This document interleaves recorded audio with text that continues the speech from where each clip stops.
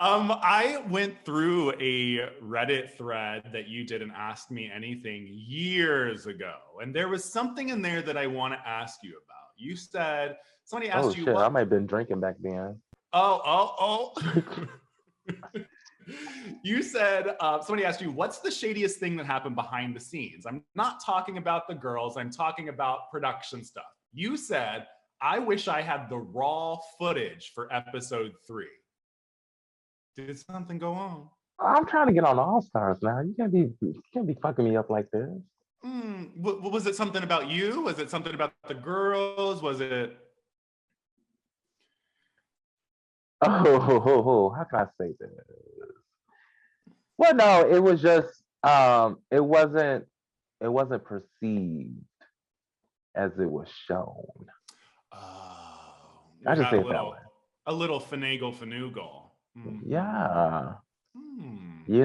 Like that good old song that just came out. Don't blame it on the edit. Don't blame it on the That edit, that I have been dying watching his videos. I am like, RuPaul, did your social media person quit? Did they quit and they just gave Don't you a blame it phone on and were the like, edit. don't Don't blame blame it it on on the the edit? edit. Don't blame it on the edit. So good. So you would come back for an All Stars if you were asked. Correct. If I was asked, a lot of people ask me, they're like, "Oh, you should go back. You should go back. What's stopping you? Just tell me you want to go back." I'm like, "It's not what's stopping me. It's it's y'all. It's the viewers. If the viewers want to see me or see any girl back, they just have to request. Because if not, you're going to see the same old cookie cutter each and every other month of an All Star that airs. Yeah, I want to see. I would love to see you back on because I'm like, you gave such a. Your when you would walk down the runway, your like drive and who you were as a character. I mean, your split was iconic. You had so many moments. When you left the show, what was reception like? It was good. It was good. Like leaving, back then everybody we were all type A personalities, so we were all bitches. Fuck everybody, fuck you, fuck your mama. It's just it's what it is. But leaving it, I was just like, look, like I said back then, it's take me as I am or as nothing at all. I'm not gonna change who I am. I'm not gonna sell my soul just for 15 minutes of fame. Some people are willing to sell their soul for 15 minutes of fame. I'm not, because I still got to go home and live my life, and my people who really know me are gonna be like, "What the fuck was that? That's not you. Why the fuck were you acting like that?" Like no. And me personally, I come from old school drag race. We're down to fight. So this whole keyboard warrior thug. If I would have acted a certain way, people would have went off on the internet or face to face, and then I would have been locked up probably. I don't know. Wait, I didn't think about that. Like, if your season, like we discussed, like were to have aired now, what do you think the fan reception would have been like towards you? Oh, it probably been the same probably. They would have went on, the trolls and stuff would have went on and be like, "Oh yeah, that fat bitch," and blah blah blah blah blah and all that shit. Monkey see, monkey do. Good old keyboard warriors. Oh, but you would have come back. I know you would have. You would have been like, No, that's the thing. So everybody is always like, "Don't read comments. Don't talk. Blah blah blah." I'm like, I read all the comments. Talk back, but you cannot show what upsets you to the keyboard thugs. Because if you do, they know what's gonna hurt you and they're gonna keep coming back with that same old, same old. So me personally, I comment back and be like, "Oh, you know what? I'm sorry that you didn't like me, but according to your photos, you might want to go back to the dentist." And then I'll just post photos. I'm one of those.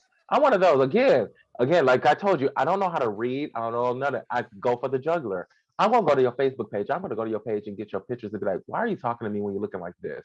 When you can color match your face properly to foundation, then talk to me. When your eyebrows can be identical twins, not distant relatives, then talk to me."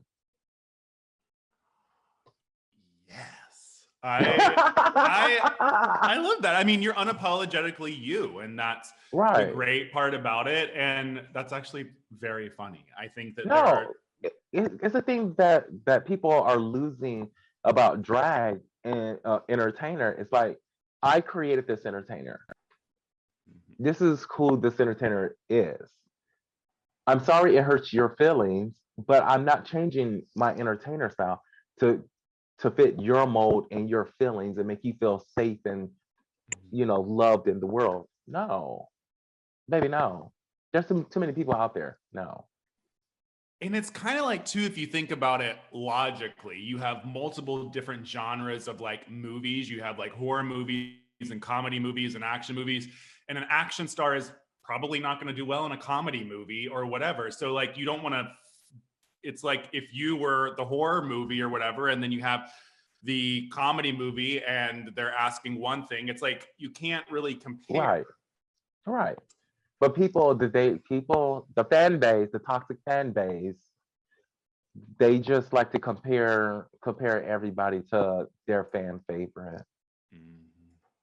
Wow. If you do anything, be like, oh my God, let's say, oh my God, you're doing the Trixie Mattel. And you'd be like, bitch, I've been doing this before Trixie ever did this. How the fuck am I doing the Trixie Mattel? Oh my God, you're doing XYZ. Bitch, I've been doing this long. Just because you just recently seen this show does not mean that it's brand new, baby. Yeah. And I die because I talked talked to the princess a while back, and she told me, she was like, people come up to me and will be like, you should audition for Drag Race. And I'm like, honey, did you not watch the earlier seasons? I've already been on. It's like, get with the times. Oh no, people all they know about Drag Race is like season 10 and up, and that's it.